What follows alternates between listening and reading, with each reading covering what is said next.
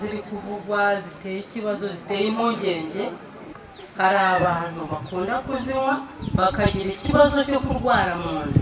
Ubu sazi tuvugana turi kugenda ku mavuriro ariya akaze, hakabaho uburwayi bwo mu nda, umuntu kumva ngo yabazwa amara. Kuri izi nzoga zengerwa muri aka karere kacu zirangiza koko, nanjye nazinyoye, ariko mu kuzimu niba nari gutaha amajyepfo ni ukwinyura amajyaruguru.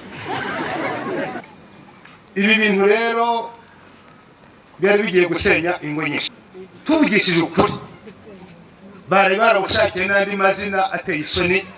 Abantu bijanditse muri ubwo bunywi bw'izo nzoga bari barazigize koroniye, kugeza n'ubu nta mahoro bafite mu ngo zabo. Ikintu njye nabibonyeho nanyweye umutobe numva karyoshye koroshye. Ngeze mu rugo ntajyaga mbwira umugabo nabi, noneho nangira guhinduka nk'umusazi. Ubundi narangiza nkamubwira nti ndebera ko amaso yanjye atavuyemo.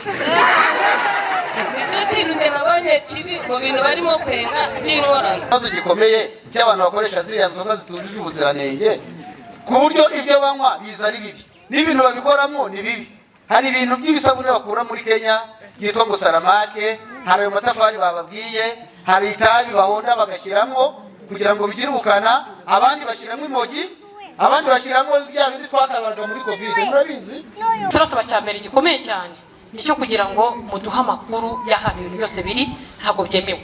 Mwavuze ibintu byinshi ntawe urapfa, kuko uyu mwanzuro ujya gufatwa wo kurwanya izi nzoga zituje ubuziranenge, abaturage bashize.